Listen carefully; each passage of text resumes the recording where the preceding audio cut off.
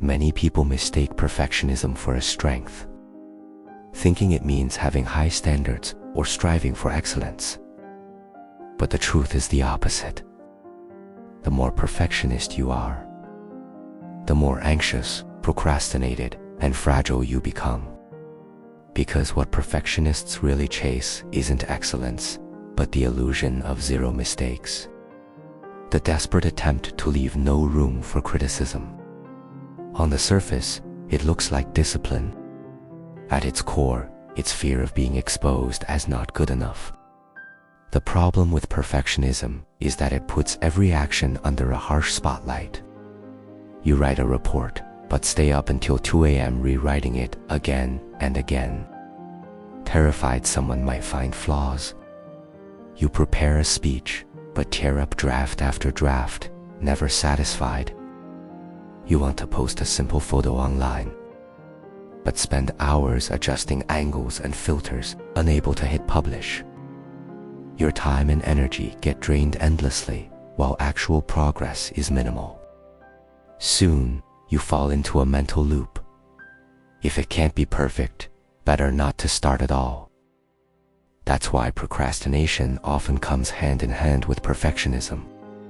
You're not lazy, you're scared of facing your own imperfection.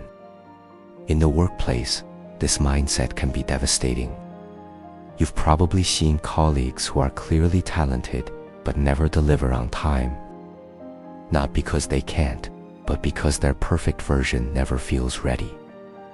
They obsess over polishing details, trying to erase every flaw. But in fast-paced environments, that obsession isn't a strength, it's a liability.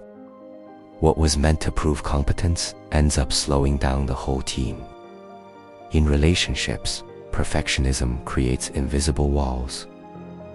Maybe you've rewritten a text message 10 times before hitting send, worrying your tone is too cold, too pushy, or too distant.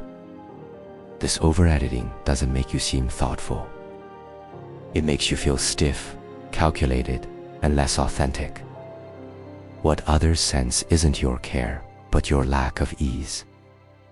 Perfectionism traps you in tiny details, quietly consuming your time, energy, and self-confidence. You end up running in circles. Life doesn't move forward, yet you feel more exhausted. If that's the case, it's time to break free and build a new framework for how you work and live. Step 1. Redefine what good enough means. Good enough doesn't mean sloppy, it means effective. 90% done consistently is more valuable than chasing one-time perfection. When you shift your focus from, is it flawless, to, does it work, you immediately feel lighter. Step 2. Make done the goal, not better. Perfectionists live in completion anxiety. You finish a draft, but keep tweaking sentences, layouts, fonts, colors. Hours vanish, progress stalls. Ask yourself, does this version solve the problem right now? Can it serve its purpose? If the answer is yes, stop and deliver it.